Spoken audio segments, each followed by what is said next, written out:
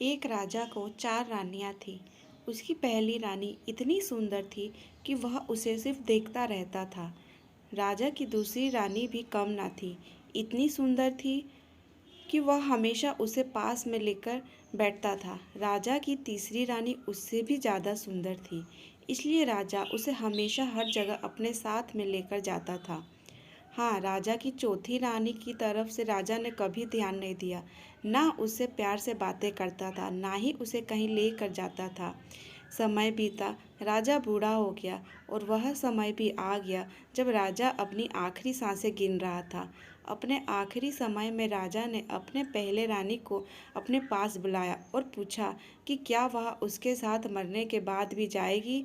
रानी ने साफ मना कर दिया और कहा वह राजा के साथ कहीं नहीं जाने वाली। राजा को बड़ा दुख हुआ। फिर राजा ने दूसरी रानी को अपने पास बुलाकर यही सवाल किया।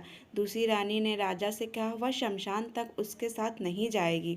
राजा को अपनी तीसरी रानी से बड़ी आस थी। उसने तीसरी रानी को भी जब यही सवाल किया तो तीसरी रानी ने कहा कि वह राजा के मरने के बाद किसी और के साथ चली जाएगी।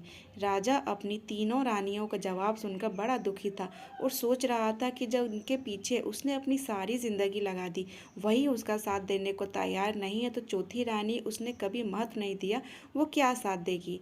दोस्तों, कौन था वो राजा? कौन थी वो 3 रानियां जिन्होंने राजा को आखिरी समय में ठुकरा दिया?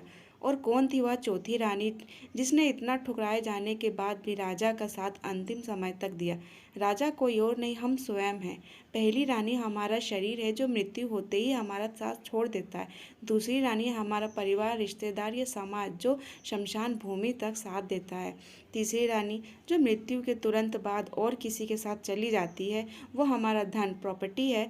अब सोचिए चौथी रानी कौन होगी? वो हमेशा हमारे साथ जाएगी और जिसको हम कभी महत्व नहीं देते, वो रानी है सद्भाव और निस्वार्थ भाव से किए गए पुण्य कर्म।